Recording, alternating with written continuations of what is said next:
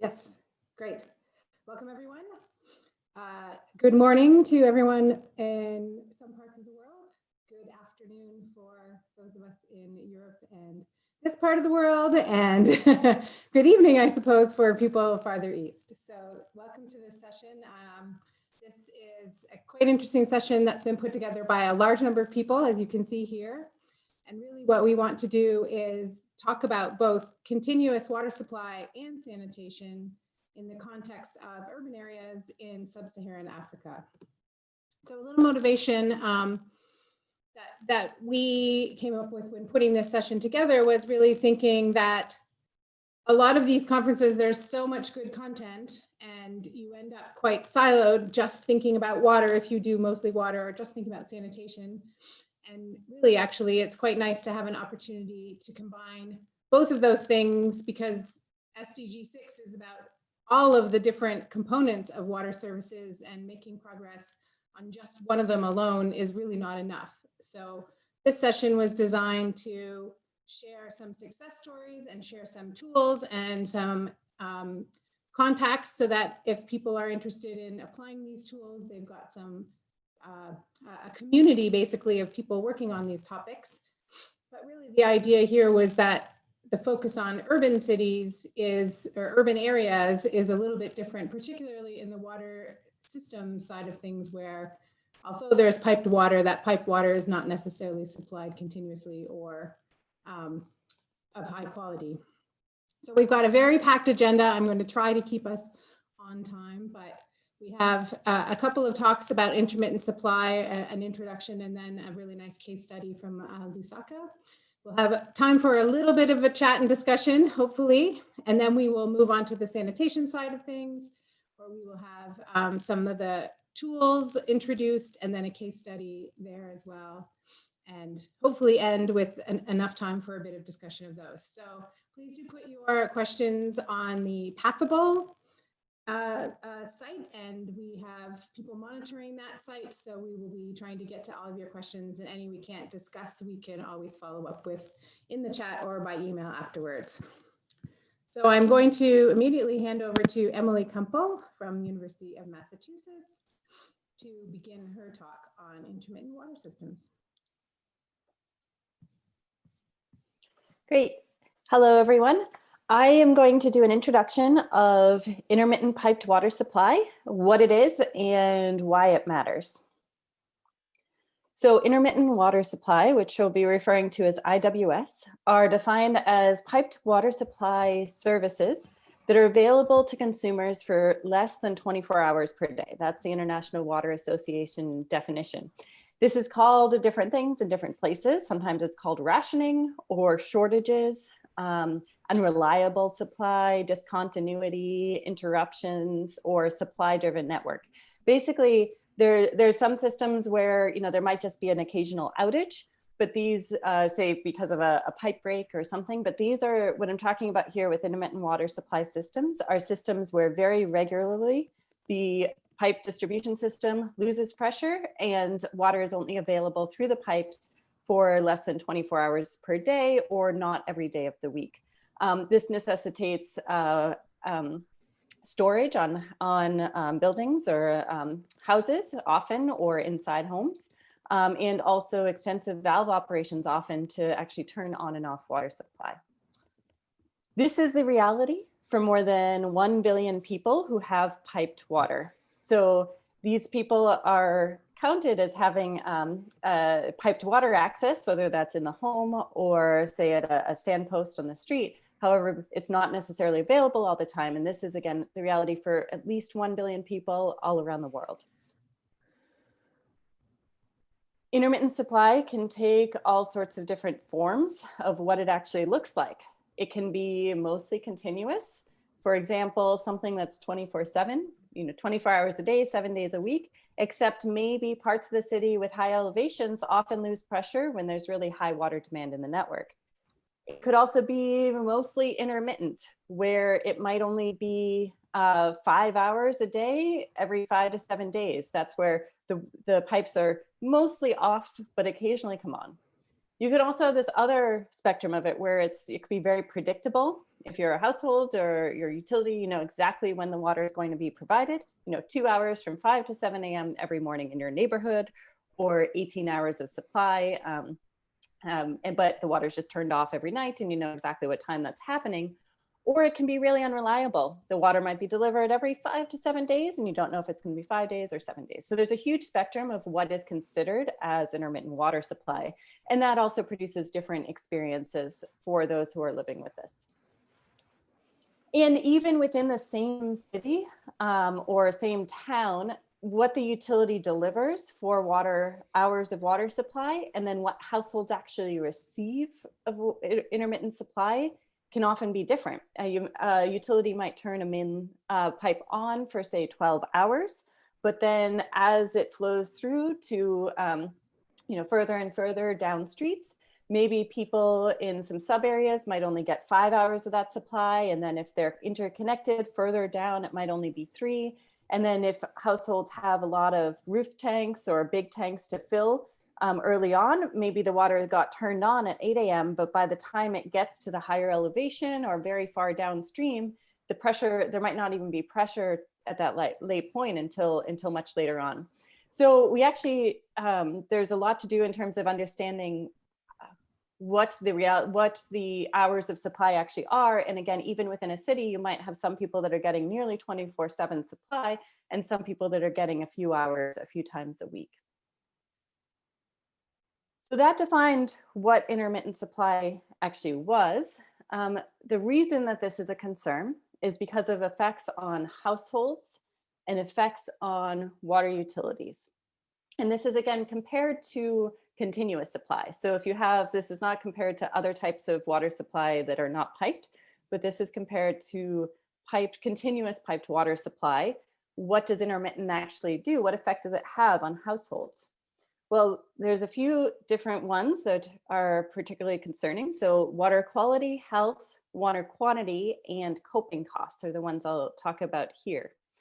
So water quality. When you have intermittent supply, water can become often contaminated in the network. So you might have a perfectly great treatment plant and the water might be safe and good leaving the treatment plant. However, when you lose pressure in the distribution system, and then you have cracks or leaks or anything where contamination can get into the pipes, because of that loss of pressure, contamination from outside the pipes can get into the drinking water pipes. And then when the water starts up again, then that's going to push through that contamination to consumers.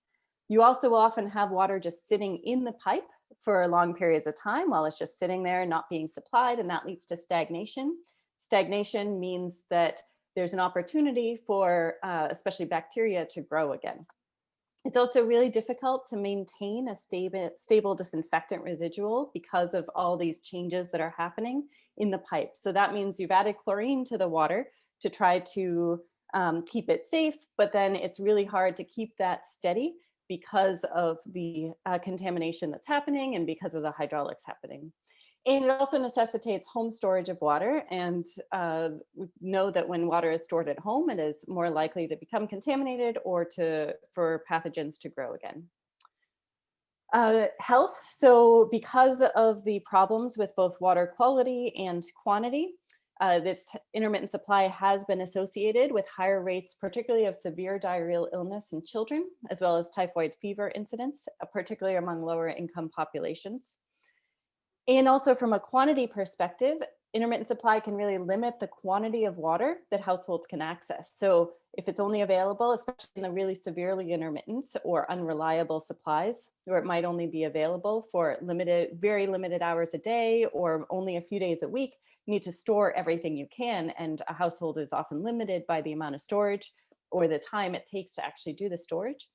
And then often households need to rely on alternative sources because there might not be enough coming from the piped water. It might not be delivered frequently enough. There's also the coping costs because of the need to rely on storage and alternative sources. So households also need to spend money, not only on the water bill where they're getting the intermittent water supply from, but also other water sources, pumping and storing the water, medical expenses because of the health impact. And also the amount of time, there can be a high amount of time spent both collecting water or waiting for water to be there when the water is actually delivered. And on the other hand, this also creates some challenges for utilities. So there might be low level of service where households are only getting limited hours of supply, not happy about that, and that may affect customer willingness to pay for the services. Even just like households might need to supplement with alternative provision, often utilities that provide intermittent supply need to supplement with alternative provision to people, maybe trucks, particularly in, say, a dry season. And then it also can create challenges for the inability to consistently provide water to commercial and industrial customers who are often maybe making up a higher percentage of a revenue base for utilities. And also there's some challenges just to the infrastructure itself, maybe some increased wear and tear from this pressurization, depressurization, corrosion because of this intermittent supply, and also really complex operations when you're trying to turn valves on and off all day long, all week long, often by hand. This is just really, really complex to actually manage as a utility. And also from a non-revenue water standpoint, so water lost either in the distribution system or water not paid for, it can be really hard to detect leaks when you're providing water only intermittently.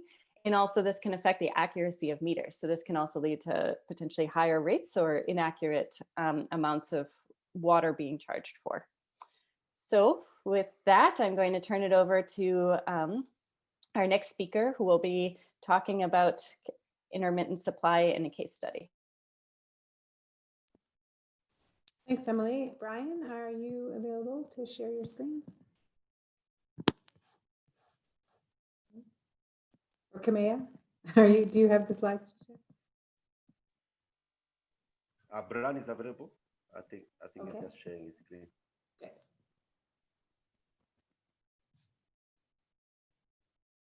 And don't forget to unmute.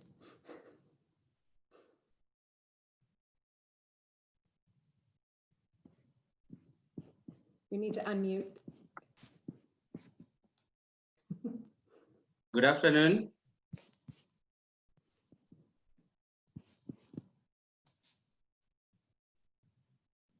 Hello, good afternoon. Hello. Can you share your screen with the slides? Yes, I can. Okay.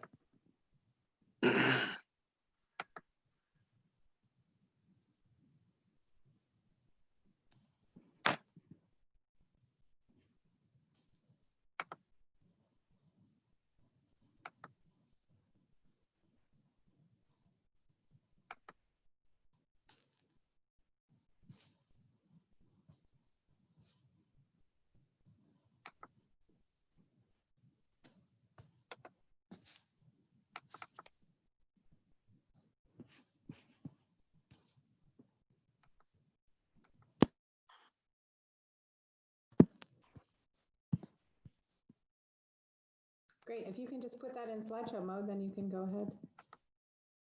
Okay. Can you see my slide? Yes, perfect. Go ahead. Okay, good. Good afternoon.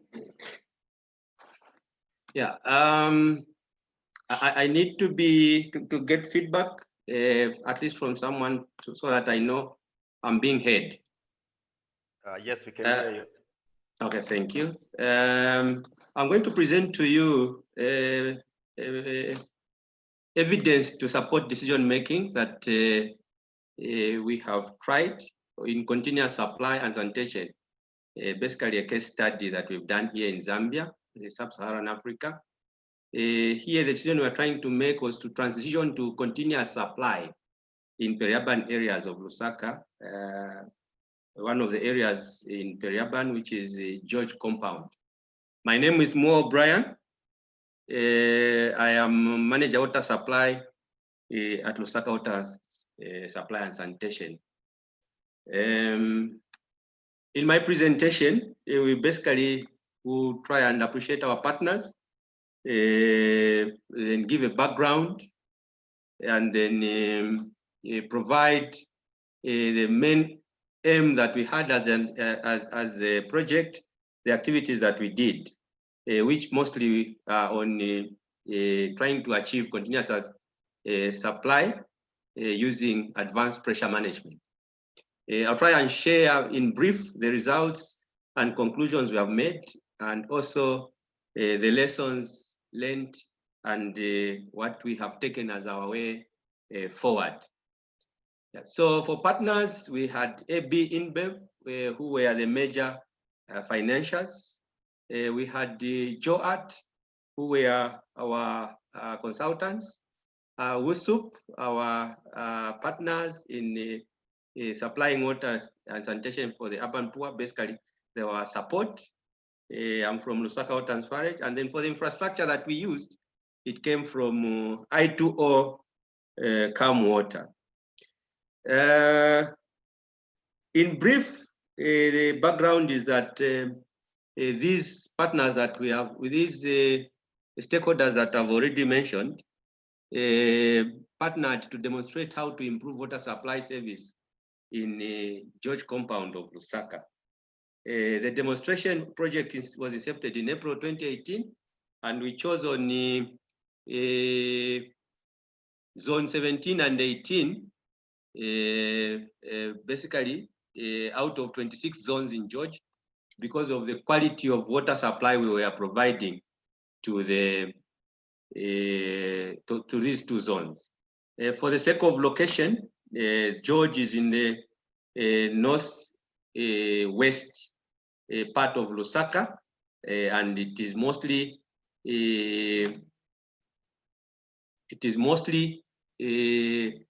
peri-urban, which is occupied by people with low affordability for services.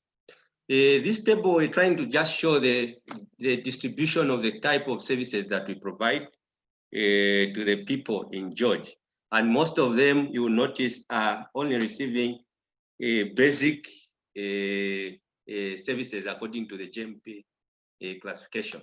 I won't spend so much time here because for sure, the problem, the reason why we picked on this, the water supply wasn't so good. Hence the motivation for us to try and give a continuous supply. It must be sufficient to mention that 65% of the residents access water from kiosks, mostly by that time requiring 30 minutes round trip to collect this water. However, what we wanted was to see if we can give more water so that we have more household connections. The project main goals were therefore to achieve advanced pressure management, which would be helpful to give us a continuous supply. The project deliverables were we needed to do, which we did, a baseline household survey. We undertook hydrogeological survey for existing boreholes. We did an assessment of the water losses, demonstration of restoration of continuous water supply, then capacity building to Lusaka Water and Sewerage, which is currently Lusaka Water Supply and Sanitation Company. Then we did the implementation, and we are now in the stage of evaluation. Configuration-wise, what we did was we needed flow meters, and then the PRVs, and then we needed gadgets to transmit basically to our computers the data that was being obtained from the two gadgets, but also we had the data logger installed downstream to give us the improvement of the impact of the activities that we are doing. We did have challenges in trying to achieve that. We had 40% borehole yield decline, which led to some conclusions that I'll share later. And then sources of leakages, we had quite high non-even water. Equally, we had non-functional meters which had to be replaced. And then The high non-even water was being caused by leakages, and billed and metered consumption, fixed water allocated per customer using kiosks. This is where even if the kiosk itself was metered, people would go to collect using buckets. So then you notice that the tariff that you are charging for the bucket was not commensurate with the tariff that would be approved in a normal area, a normal supply area. In terms of configuration, it meant we now installed 2 PRVs here, one on zone 18, since we had chosen zone 18 and zone 17 and zone 18, and another PRV on zone 17. Ultimately, the requirement would be, since we have one source of water affecting 4 zones, the intention was eventually we should do for all the zones, so that whatever interventions we are making are being done holistically, and the impact is also being seen holistically. To just mention about the project area itself, there are about 200,000 people.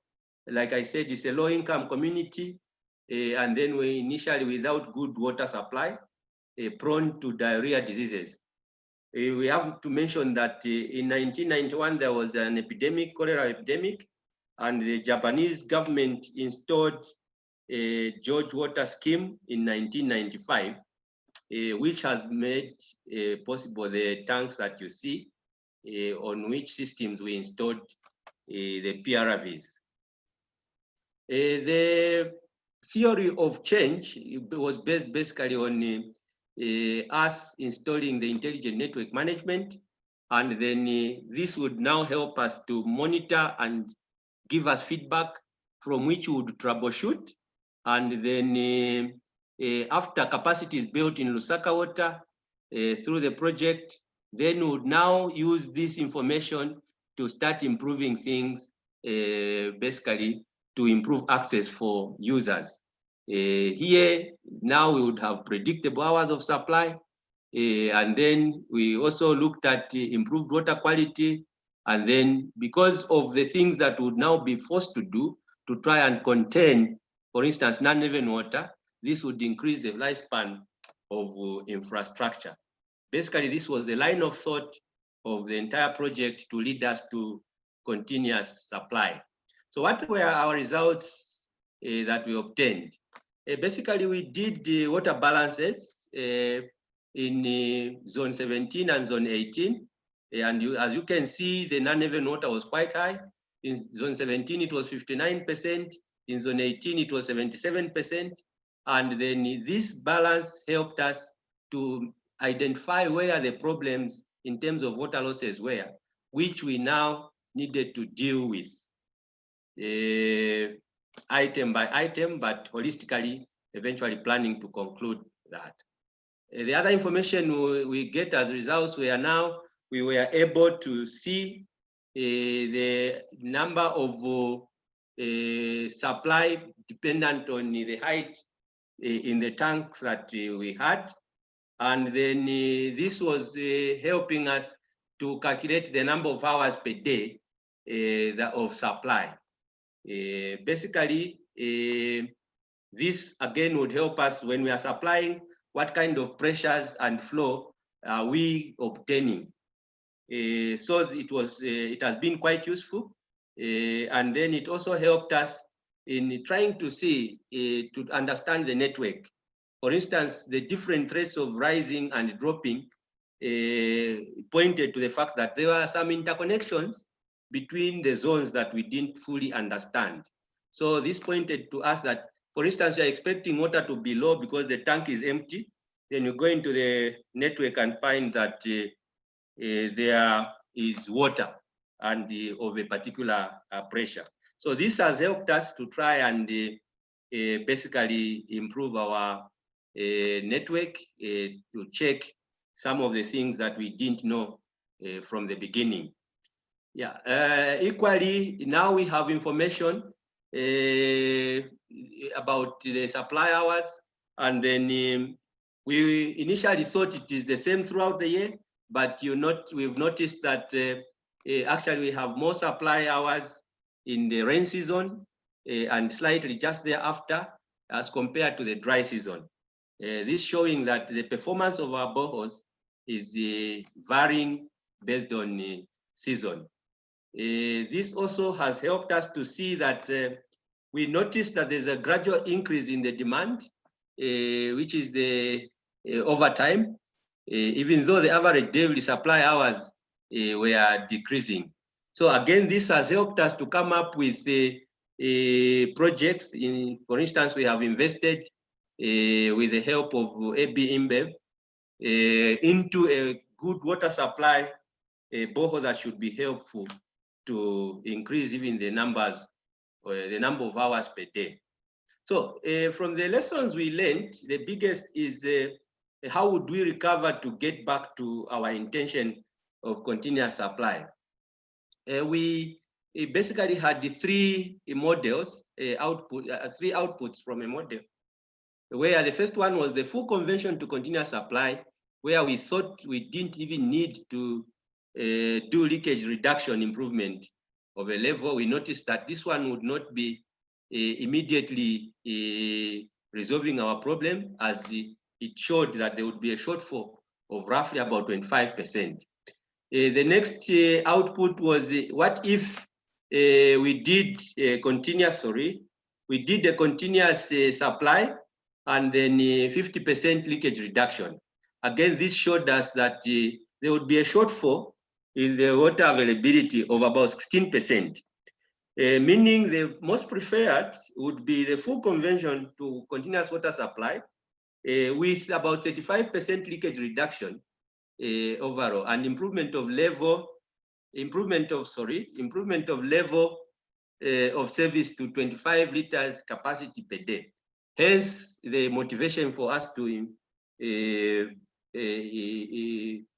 invest in a new source, which is just coming on board, and I'm sure in time to come, even our figures will be improving since we'll be continuously reading. So progress so far is how we have done the household survey. Leaks have been repaired, bulk meters and valves have been repaired. We made the zones discrete. We installed the intelligent network management, and then additional borehole, like I've mentioned, has been drilled, and it's just awaiting commissioning right now. So the next steps will involve zone demand profiling so that we smoothen out the graphs. And then this will definitely require more individual meters, prepaid meters at kiosks, and the variable speed drive pumps. Again, sample survey to confirm improvement, which is the evaluation. Work in further zones at George. We try, and this is showing us very good results. So if we can roll it out to the other zones. Workshop for scaling up across Lusaka, that also can be considered, because this is very helpful. So far it has shown in George. And then publish papers and make presentations, for instance, on forum like this one. This has not been without challenges, of course. So the challenges we have faced are limited funding for infrastructure improvement, and then delays in connection of the newly drilled borehole to the zones. Basically, mostly this was affected by the fact that the borehole that we have, the pump that we have selected for the borehole, the supplier could not have it off shelf. So we have the borehole being manufactured specifically for this borehole being provided by the supplier that had been picked. The other one that the nation has been hit with is the intermittent power supply due to power nationwide load management. What this means is, even when our boreholes are available, our infrastructure is available, there are times when the company supplying us with power would cut off the power just because they are overwhelmed with the loading. However, again, this is feeding into our further decision making. We're looking at, so far we have for 2 stations, we have installed generators, which you help us now. Whenever there is no power, these generators would set in, and then they would have water being supplied to the customers. This is just to show our plan. We had planned a phased program where zone 17 and 18 were partially done. We would want to conclude, and then we would want to move to other phases. We would want to move to other areas on a phased approach. So thank you very much. This is our presentation as the Lusaka Water towards evidence showing how you can come up with a decision to go to eliminate intermittent water supply. So thank you very much. Thank you. That's really great, Brian, and a really nice example of what getting the data can actually help you understand and make decisions. So we are running a bit late, so I'm going to pause the Q&A for the intermittent supply part of it and move that to the end. But if you do have questions for Emily or Brian, just type them in the chat in Pathable, and we'll get to them in a group discussion at the end. And now I'm going to turn over to Heather and Innocent. We're going to switch tracks and talk about sanitation.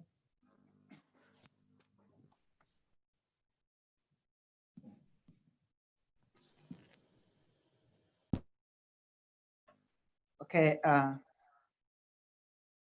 welcome again to the session. And now we take you all the way to Uganda in East Africa to look at a case study. At the back, first slide. To look at a case study on the tools to support climate smart sanitation decision making for the urban poor. So this case study integrates 3 projects. We have the Knowledge to Practice project, we have SaniPath, and we have High Crystal. So the project involves collaboration with different institutions, and among them is Kampala Capital City Authority. An overview of the tools. The K2P tools look at the flow of pathogens through the sanitation chain and into the receiving environment. The SaniPath is an exposure assessment tool that identifies high-risk exposure pathways, and High Crystal maps health risk across a city, highlighting infrastructure challenges such as roads and drainages under future climate scenarios. Next, Heather. So who are the target audiences for these tools? The K2P tools focus primarily on municipal authorities, national authorities, and utilities. The SaniPath tools target mainly municipal authorities, public and environmental health practitioners, and High Crystal tools largely target all sanitation professionals as they focus on flooding events, effects on sanitation infrastructure, and climate under future scenarios. Next, Heather. Heather, next. Slide, please. It's Daniel. Keep clicking, Dan. Oh, Daniel. Okay, so how are these tools complementary to each other? So we use this figure adapted from our colleague Nike Hofstra to illustrate how excreta moves in the environment. So we have a population that excretes and manages excreta in different ways. Those that use hanging toilets, practice open defecation, or use on-site or off-site facilities. The generated waste moves down through the sanitation service chain to the receiving environment, and on the right you have exposure pathways. So the K2P tools, Dan back.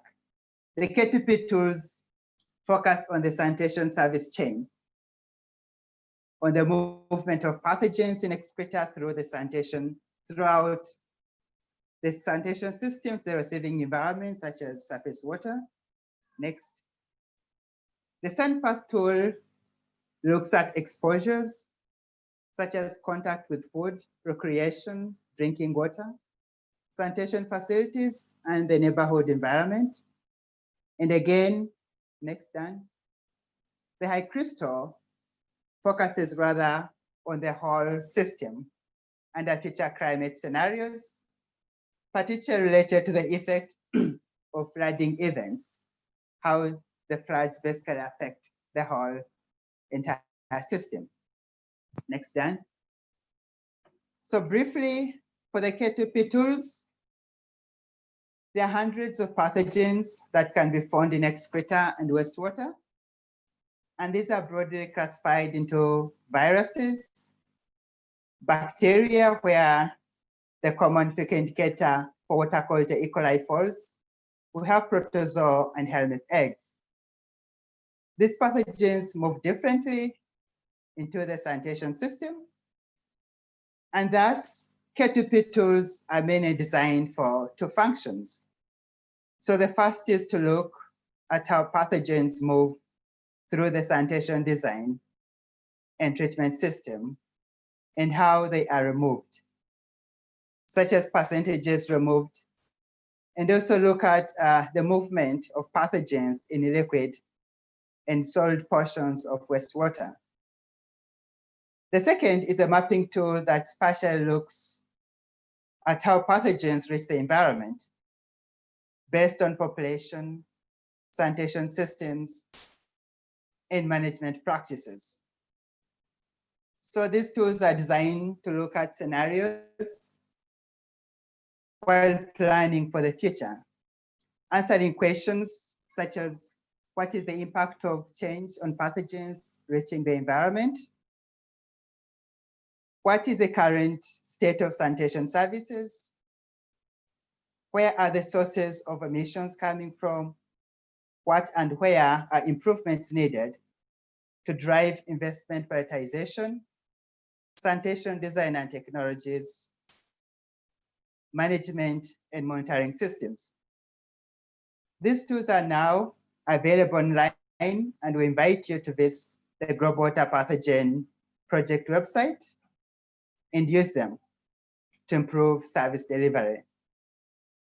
Let me now pass it over to Richard to briefly talk about the SaniPath, and then he will be followed by Celia for the high crystal tool. Richard, next slide, Dan, please. Thank you so much, Innocent, for that very good introduction. On this slide is a figure that gives us an example of a sanitary flow diagram. And basically, sanitary flow diagrams reveal that the smallest percentage of fecal sludge in urban environments is safely managed and treated. And yet the biggest percentage of the fecal sludge, especially from on-site sanitation systems, is not appropriately managed and treated, and therefore it ends up in many reservoirs in the urban environment. That raises three critical questions. First, what are the public health risks from this fecal sludge in the environment? Second, what information does local government need in order to address this issue? Next. And thirdly, how are urban residents exposed to fecal contamination in their environments? The figure on the right highlights 8 fecal exposure pathways in the urban domain, including drinking water, surface waters, open drains, public latrines, flood water, bathing water, raw produce, soil, and street food.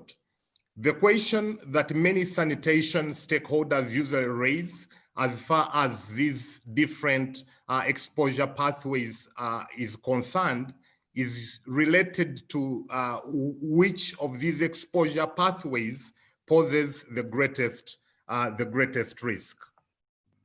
Next. And therefore, in order to answer those questions, the SaniPath tool was developed by the Center for Global Health at Emory University, led by Professor Christine Moore and others.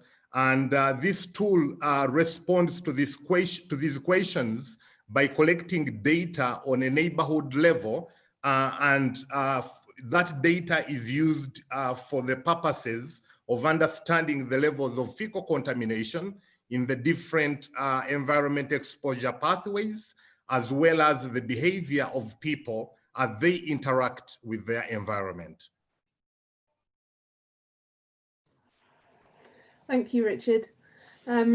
So High Crystal is part of the Future Climate for Africa project, which is a NERC-DFID funded project, and it's essentially focused on developing new climate science for East Africa and looking at the impacts of that both in the urban space and in terms of rural livelihoods.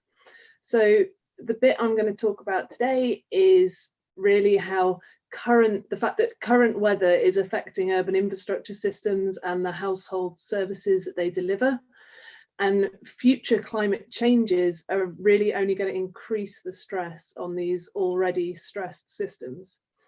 So what we're trying to do is bring the climate models down through into rainfall patterns that we can use in flood models, that we can then overlay with information and data about existing sanitation systems, and then look at how that floodwater might be mobilizing fecal waste and be leading to negative health impacts. So that's broadly what we're trying to do. Over to you, Heather. Thanks, Celia. I'm going to introduce our case study that we did in Kampala with the Kampala Capital City Authority. And we're demonstrating how all these three tools can be used like they're complementary to one another to answering some key questions that our stakeholders had. Next slide, Dan. So we had two key case study questions. The first one was, what are the areas of the city that are predicted to have the highest health hazard from exposure to excreta? And then our second question was, what interventions can be made to reduce the health risk from excreta in the environment? And we looked at interventions looking at technology and management of the kind of sanitation system and along the sanitation chain, as well as behavioral interventions. Next slide, please, Dan. So for question one, looking at the predicted areas with the highest health hazard in Kampala, the way that SaniPath worked to try and answer this question is that it uses stakeholder engagement to identify areas of public health concern. The K2P approach uses available information about the distribution of sanitation systems to simulate pathogens reaching the surface water. And then High Crystal correlates the location of latrines with predicted flood maps. Next slide, Dan. So in order to answer Q1, these predicted areas with the highest health hazard, on the left of the screen is the results from High Crystal. And this is a flooded latrine density map. So you see the shaded areas that are dark, kind of orange. That's where we have the highest concentration of flooded latrines in Kampala. Now, if you look at the map on the right, that is a picture from the K2P tools, and the darker shaded areas represent where the highest concentrations of pathogens are in Kampala right now. And you can see how those shaded areas in the High Crystal map overlap with what was found with the K2P tools. Now, the little parishes that are outlined in blue are the high priority areas that through stakeholder engagement, SaniPath identified as areas of risk and priority for looking at exposures to pathogens. And you can see how all these three tools kind of overlap and center in on some of the same areas within the city. Next slide, please, Dan. So in summary, to answer Q1, the K2P and High Crystal tools predict overlapping areas of Kampala where there could be higher health hazard. And the SaniPath zone selected also overlap with these high risk areas, most notably Bukasa Parish, Boazitu Parish, Kabao Parish, Kamwaka 2 parish, Mbaya 2 parish. And then SaniPath identified the most important exposure pathways to excreta in these areas, which leads us to our case study question number 2. So question 2, to refresh everyone's memory, was what interventions can be made to reduce health risk from excreta in the environment? And so for SaniPath's approach, again, they use stakeholder engagement, and then they collect site-specific data to identify high-risk pathways to identify key interventions. And then the K2P project uses scenario analysis to predict how different interventions can impact the presence of human excreta in the environment. And then High Crystal uses scenario analysis to predict how flooding and infrastructure changes can impact the presence of human excreta in the environment. Next slide, Dan. I'm going to pass it over to Richard to talk about the SaniPath results. Thank you so much, Heather. So basically our results reveal a variation in the dominant thick exposure pathways across the different slum parishes, as you can see in this slide.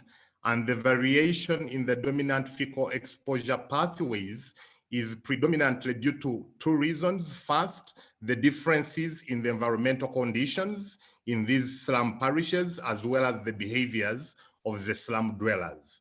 You recognize that, for example, a slum like Kabowa Parish, it is predominantly flood water. And in terms of the conclusions of our results, we concluded that a mix of different dominant thick exposure pathways across the slum parishes exist. For example, among the children, the dominant thick exposure pathways include eating street food in Bokassa and Kamocha 2 parishes, drain water in Bwaise 2 and Mbuya 2 parishes, eating raw agricultural produce in Mbuya 2 parish, and flood water in Kabowa parish. The highest mean E. coli concentration was detected in open drains, and the lowest was detected in drinking water. The frequency of exposure varied between adults and children, and I hand it over to you, please.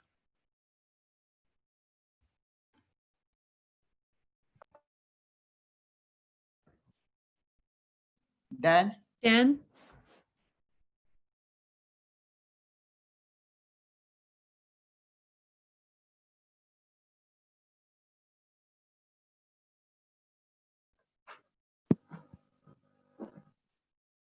Can you hear me? Okay, yeah, Can you hear me now? we do. Oh, sorry about that. So for the K2P tool, the mapping tool, we're able to investigate what happens if we end open defecation across Kampala for some of the parishes. And then we're able to generate output or maps, basically, for that scenario of no open defecation. So the first map on your left is the baseline situation. And then the map in the middle, I should say, is the scenario which you created with no open defecation.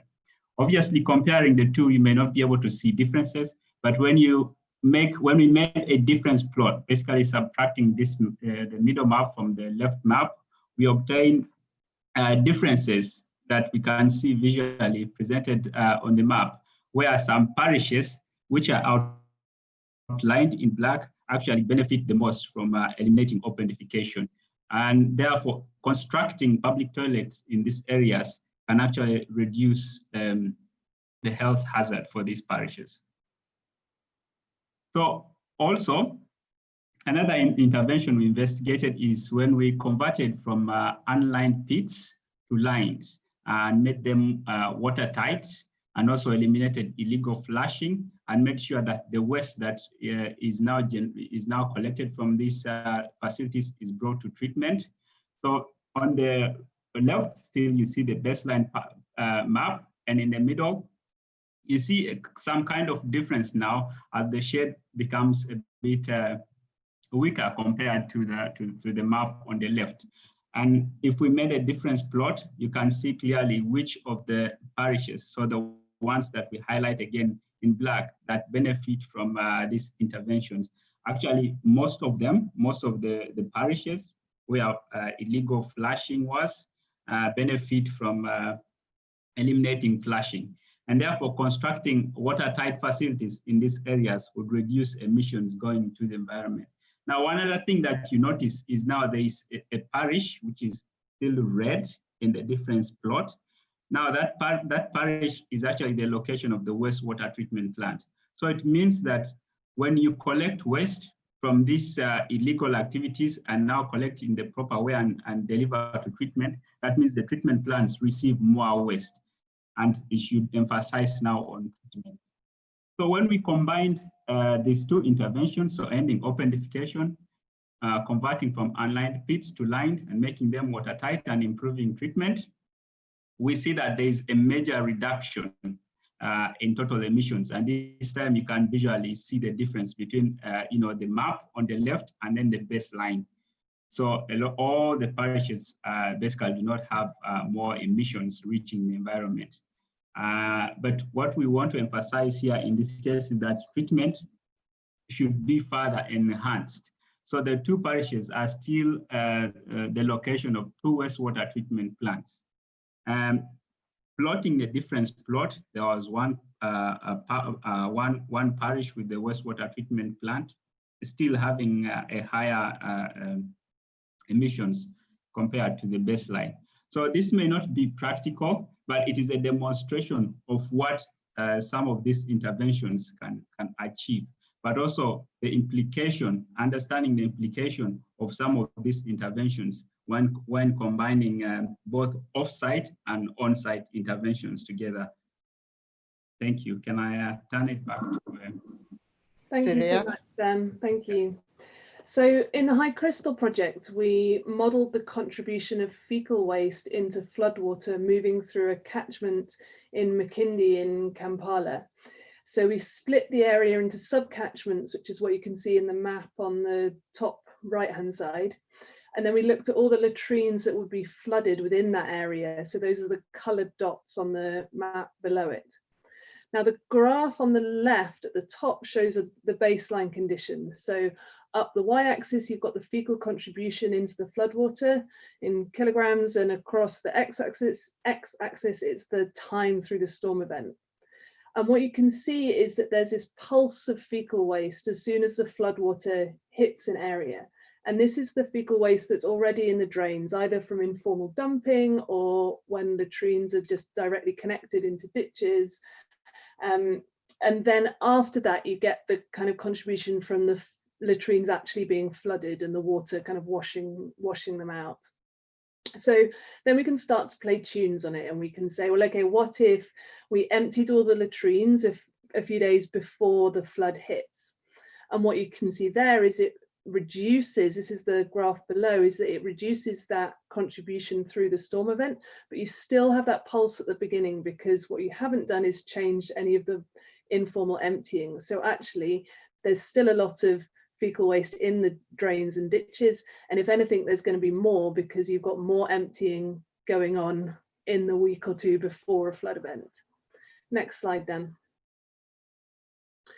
So then we can say, okay, so if we keep our baseline condition, that's the graph at the top, what if we said, okay, we're going to only have formal emptying of latrines? So actually any waste that's collected from latrines, it's going to be taken to a proper it's going to be safely managed and taken to a proper treatment plant, at city scale or whatever, and we're going to get rid of those direct connections to drains, so where a latrine basically has a pipe coming out the bottom going straight into a ditch.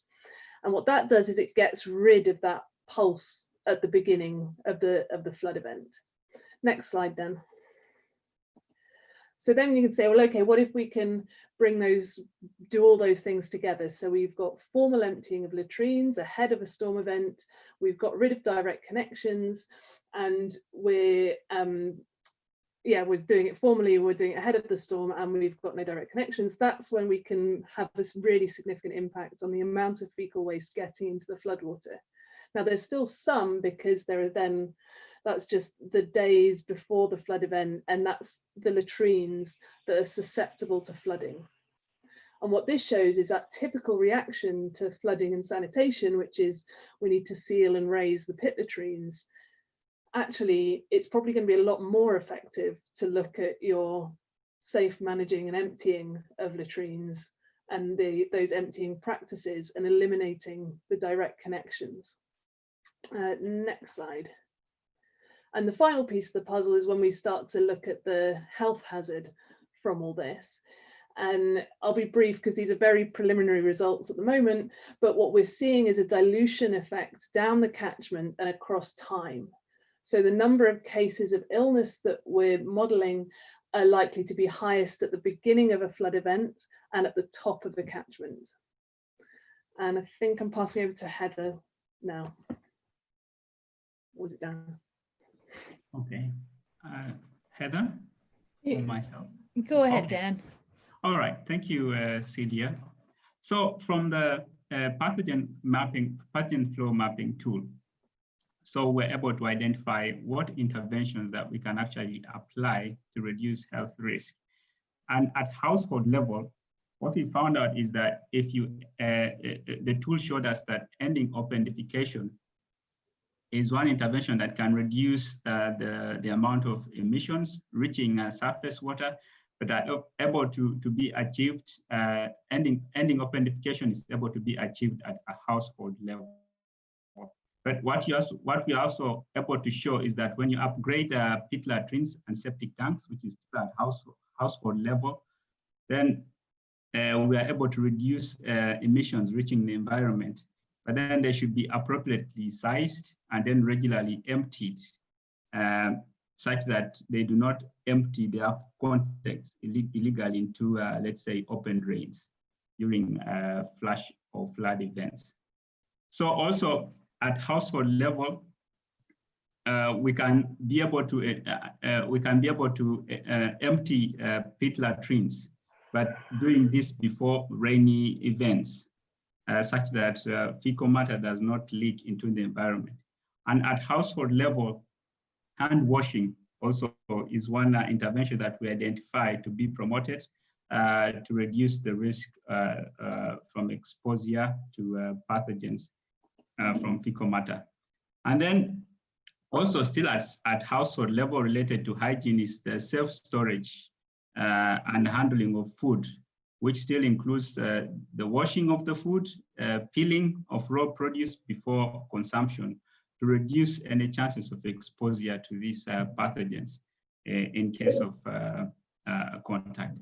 So I think I can pass it over to Richard.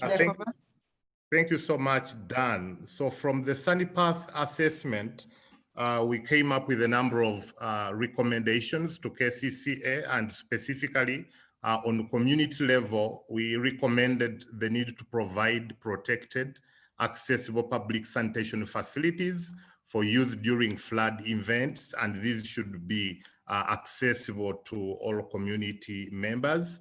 And then the need to sensitize citizens on the risks associated with different fecal exposure pathways. This kind of sensitization can be done by environmental health workers as well as other community health workers in the different divisions.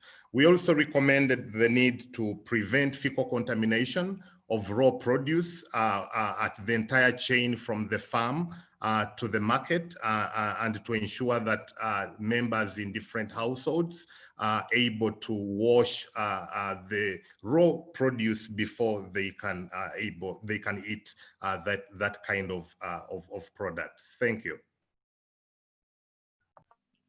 Syria? So at city scale, we essentially wanted to recommend that we formalise and improve the whole wastewater and fecal sludge management and treatment system, and fund the emptying of latrines before the rainy season, so before these flood events hit, and look at upgrading pit latrines and septic tanks in inverted commas, because we know that a lot of septic tanks aren't really working as septic tanks, to be appropriately sized, and that might actually be smaller sized, so that they're emptied more regularly and that are not connected to local drains.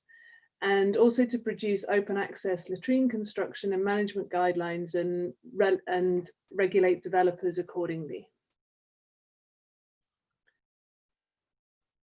And finally, just to look at constructing improved drainage channels in flood-prone areas, look at designing stormwater drainage to reduce and prevent access or exposure. And what's really important is this, it's not very glamorous or exciting, but actually do the active management of these systems to fund drain clearance and maintenance. We all know that they're often just full of rubbish and so aren't going to be working as drains, and to enforce the appropriate culvert design and sizing, and incorporate attenuation, for example, sustainable urban drainage where possible. And also finally, just to implement food hygiene interventions, including registration, food premises and health education of food handlers, and what have you. Back to Heather, I think, to say thank you. Thank you everyone for your attention and time. I believe I'll pass it back maybe to Vanessa or Rosemary to moderate some of the discussion. Please type your questions in the chat. Yeah, thank you everyone. And I wanted to point out also, we do have some other people who were involved in some of these projects who are available to answer questions as well. We wanted to get as many people with hands-on experience, but that was a really interesting case study you presented on this, the power of the application of the sanitation tool. So that's really nice. There is one question for Celia that I think is the baseline based on actual sampling, and are the alternatives based on modeling, or is something different? So the baseline case is, it's kind of both. It's not based on sampling, because what we found is that there's very little / no data on the impact of flooding on the mobilization of fecal waste. So holding our hands up, the model is full of assumptions, but those assumptions are based on data and real information where we can get it. So at the moment, both the baseline and alternatives are all modeled results, but we'd love to do some actual sampling. And that was the plan this summer. So there's a follow-up question for you. Can the models help identify priority areas for specific interventions on the basis of typical flood events? For sure, I think that's really the kind of underlying imperative of the model, was to understand, you know, is it going to be more effective to clear the drains, or to plant trees in the upland catchment, or to raise everyone's pit latrines? Like, what, you know, which of these particular interventions should we do? And I think what's going to be interesting as the work develops is to look at whether these are generic good practice things that are valid wherever you are, or whether they are specific to catchments and catchments in specific cities with specific flood events. And our sense is, at the moment, there's probably going to be some just good practice commonalities, I think, between areas, between what's a good idea of things to do. There was a question earlier for Emily, and maybe we can jump to the water side for a moment. And it's an interesting concept of, can we use renewable energy sources to help with some of the problems in terms of intermittency of electric supply, which is part of the problem of intermittency of water supply. So I liked your response. Maybe you want to elaborate on that a little bit, Emily? Sure. I think yeah, it's a really interesting idea. I haven't seen anyone explicitly look at that. And I think that supplying, as Brian talked about, supplying continuous water also relies on having a lot of other infrastructure systems too to support that, like power supplies, or like coordinating with, you know, roads, and if you need to dig up roads. So there's a lot of infrastructure systems that are all tied together. So I think that's where you need to look at often the whole picture to what's involved in actually upgrading to continuous water supply. But yeah, energy supply is really important. And so thinking about how much that's a problem in places where there's intermittency is a great thing to do. I think this gets back into also intermittent supply can be caused by different things in different places. Sometimes it's maybe power supply, maybe it is water shortage, maybe it's more the piped infrastructure. So knowing what the cause actually is, or the multiple causes, and then trying to address it at those sources. Are there any other questions? I'm not seeing any in the chat, but does anyone else from the panel have a question that they want to ask? No, everyone's quiet. So I'm curious, I guess it's for Dan or one of the others from the sanitation study about how these recommendations were received by all of the different stakeholders. Are they, do they believe the models? Are they ready to jump in and do what you say, or was there some resistance to doing this sort of approach? I could jump in there. I think there was a lot of people were really positive because we were using their own data. So KCACA has a ton of data that they've collected and used. And I think the results aligned, at least anecdotally, with areas that they thought were high risk. So they were kind of validating things they already know. Maybe Celia has some comments from her conversations with KCCA, and same thing with Richard. Yeah, maybe I can supplement. So from our own experience with the SaniPath tool, what we did was that we involved the KCCA Public Health Department right from the beginning. We trained the environmental health officers.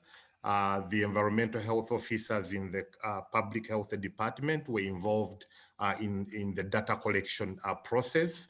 And by the time we got the results out, the results were speaking to the problems, to the exact challenges that they had in the different divisions. So it was easy for them to accept the results and to agree that these recommendations are timely for them in terms of improving the situation. Thank you. That's great. I think my only reflection on this would also be that somewhere like Kampala is an incredibly well-studied city. There's so many research projects that have gone on in Kampala. There are so many data sets out there. And I think one of the really interesting things with projects like this is where we can actually leverage existing data rather than have to come up with new data sets and actually kind of make the most of what's going out there. And I think this is a problem, or an issue in the water and sanitation sectors that we really need to think about going forward, is how we share data sets and how we kind of really embrace the kind of open source attitude. And that's been really helpful working with KCCA because they have some great data, and it's really unlocked a lot of the work that we would otherwise not be able to do. So yeah. Great. And there's a final question for Brian about Lusaka. Just wondering if you had any water quality sampling data from the new area to show the difference, and particularly to understand if people farther from the new source in the new tank were getting different quality water. Yes, we actually have continued measuring water quality. And we are treating George basically with the importance, just like every other area in Lusaka. What we notice in George is that because of vandalism, half the time we have low chlorine residue. It would be evident that we have chlorinated, but it's lower than the acceptable thresholds, mostly because of leakages. So what we have done is we have created teams to go around and find those leakages, both from within the company and from the community. And then we have created a WhatsApp group onto which these leakages are posted. And on this WhatsApp group, entirely all the people that are important, starting from the CEO to the shop floor, are part of it. And so the reaction time is now looked at, and so far that's what is helping. Yeah. Great. Well, I think we're just running out of time now, so I'm going to wrap up. I want to thank Rosemary Campbell from Water and Sanitation for the Urban Poor, and Heather Murphy from Temple University, who had the brainstorming ideas and organized all of these speakers and managed to shoehorn this in. So I'm sharing, but I am not taking credit for the organization. It was other people's hard work. I also wanted to point out that we have a number of files on the Files tab in Pathable. So we have the slides from all the presentations, but also some papers that we think are relevant and some fact sheets on the tools and various other resources. So please take a look at those and download anything that you'd like to save for yourself. And Heather, do you have any final comments that you want to make?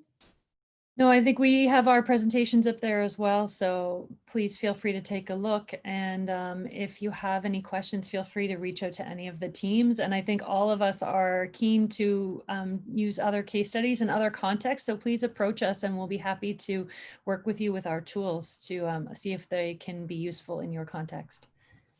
Great. Thank you everyone for attending. Very much, Vanessa. Thank you. Thank you. Thank you, everyone.